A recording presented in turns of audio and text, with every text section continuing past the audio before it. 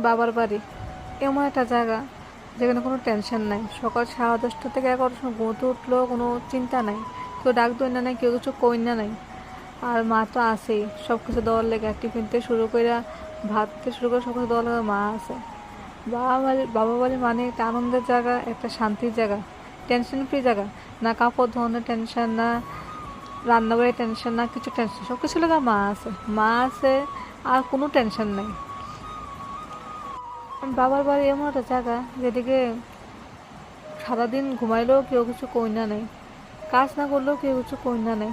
বাবার বাড়ি এমন একটা জায়গা, সেই জায়গার একটা মায়া। এতটা বছর থাইকা সে বাবা বাড়ির মধ্যে বেড়াতে যাওয়া লাগে একটা অতিথি হিসাবে।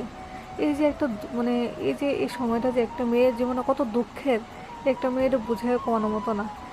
আমি এটা ফিল করি, খুব কষ্ট হয় আমার। একটা মেয়ে রেখে দেয় বাড়ি ছেড়ে অন্য বাড়ি যেমন লাগে। এই মেয়ের লেগে কে রে এই নিয়মটা বানাইছে ভগবানে?